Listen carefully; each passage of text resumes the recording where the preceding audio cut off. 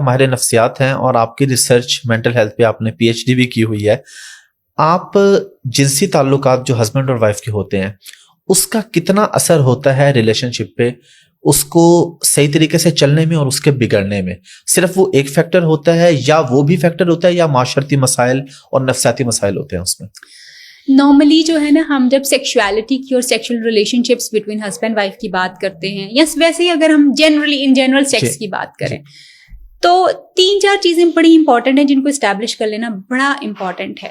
پہلی چیز یہ ہے کہ سیکس ہماری بنیادی ضرورتوں میں سے ایک ہے. جیسے ہمارا کھانا پینا اور سونا, سیکس ہماری تیسری بنیادی ضرورت ہے جو کہ انسان کی بقا کے لیے ضروری ہے. ویڈیو اپالوجی, لوگ اس پہ پھر کھڑے ہو جائیں گے, مگر یہ بیسک ضرورت ہے. آپ سچ کو مانیں گے یا نہیں مانیں گے, سچ جھوٹا نہیں ہو جاتا آپ کے نہ ماننے کے اوپر.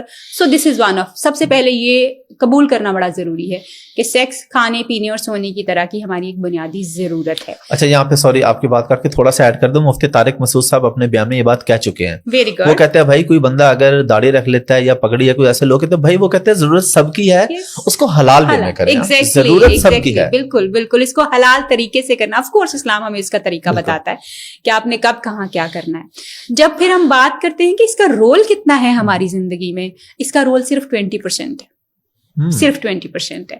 مگر جب یہ 20% پراپرلی سیٹسفائڈ نہیں ہوتا تو آپ کی 80% لائف افیکٹ ہو جاتی ہے. تو اس کا مطلب یہ ہے کہ اس 20% ہے تو بہت تھوڑا, بہت کم, لیکن اس کا افیکٹ بہت بڑا ہے. جب یہ نہیں سیٹسفائی ہوگا تو آپ کی لائف جو ہے وہ, چاہے وہ عورت ڈسسیٹسفائی ہے چاہے وہ مرد ڈسسیٹسفائی ہے, افیکٹ اس کا بہت انلارجڈ ہوگا, بہت زیادہ ہوگا, جو کہ آپ کے ریلیشن شپ کو, آپ کی شادی کو, ہر چیز کو اسٹیک پہ لگا دے گا, ایون آپ کی مینٹل ہیلتھ کو. بیکاز ڈیورنگ سیکس جو ہے, جب آپ اپنے پارٹنر کے ساتھ ہم بستری جب کر رہے ہوتے ہیں, آپ کی باڈی میں ایسے کیمیکلس ریلیز ہوتے ہیں جو کہ صرف سیکس کے دوران ریلیز ہوتے ہیں, اور ان میں سے کچھ ایسے کیمیکلس ہیں جو ہیپی ہارمونز ہیں ہمارے.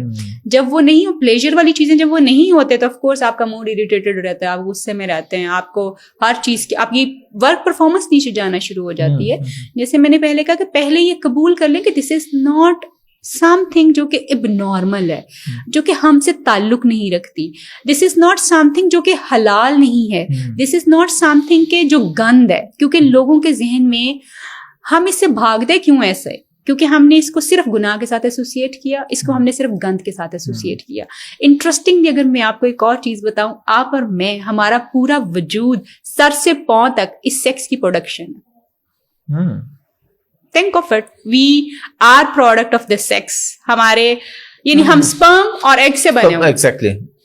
تو ہم سر سے پاؤں تک ہی ہیں, ہمارا وجود ہی ہے جس کے بارے میں خدا نطفے کے طور پہ ہمیں بتاتا ہے. تو وہ نطفہ کیا ہے, تو ہم کس چیز کو غلط کہہ رہے ہیں اور گند کہہ رہے ہیں بیسیکلی. پھر ہم اپنے آپ کو گند کہہ رہے ہیں کہ ہم گندے ہیں. سوال تو ہم پروڈکٹ ہیں اس کی. راستہ ہے حلال اور حرام. بالکل, حلال اور حرام تو آپ کو ہر چیز میں دیکھنا ہے, غلط اور صحیح تو آپ کو دیکھنا ہے. اور جہاں پہ حلال اور حرام کی بات ہے, آپ دیکھیں کہ ہمارے یہاں پہ بہت ارلی ایج کے اوپر, دنیا میں ہر جگہ پہ بہت ارلی ایج کے اوپر لوگ جو ہیں بہت غلط کاموں میں جانا شروع ہو جاتے ہیں.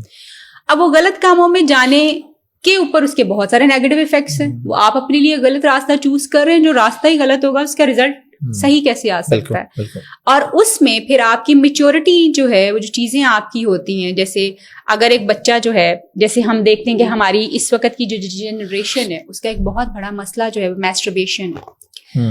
اب وہ میسٹربیشن لوگ جب میرے پاس آتے ہیں کلائنٹس, تو وین آئی سی کہ وہ بات کرتے ہیں کہ جی ہم نے تو 8-9 سال کی عمر میں یہ چیزیں شروع کر دی تھی. اب میسٹربیشن جو ہے, جب وہ 8-9 سال کی عمر میں آپ شروع کر رہے ہیں, when your body is just in the process of growing, تو آپ اپنی اس گروتھ کو ہیمپر کر رہے ہیں, آپ اپنی چیزوں کو خراب کر رہے ہیں. اس کی مثال بالکل آپ اس طرح سے لے سکتے ہیں کہ آم کا جو درخت ہوتا ہے, جب وہ گرو کر رہا ہوتا ہے, جب وہ ابھی 1-2 سال کا 3 سال کا ہوتا ہے, تو اس پہ پھول لگنا شروع ہو جاتے ہیں. اگر ایک سمجھدار کسان ہوتا ہے یا جو اس کو لک آفٹر کر رہا ہوتا ہے, اس کو پتا ہوتا ہے کہ یہ والے پھول جو لگے ہیں اس کو پھل نہیں بننے دینا, کیونکہ درخت کی گروتھ رک جائے گی. تو وہ ان پھولوں کو پلک کر دیتا ہے تاکہ درخت کی گروتھ پراپرلی ہو سکے. تو یہ same it goes for our body, کہ جب آپ اتنی ارلی ایج کے اوپر فروٹس لینا شروع کر دیں گے, جب باڈی ابھی انڈر کنسٹرکشن ہے, انڈر ڈیولپمنٹ ہے, گروتھ میں چل رہی ہے, تو پھر آپ کی چیزیں بہت زیادہ ارلی جو ہے وہ خراب ہونا شروع ہو جائیں گی, اور آپ کو بہت سارے نقصانات ہو سکتے ہیں اس چیز کے.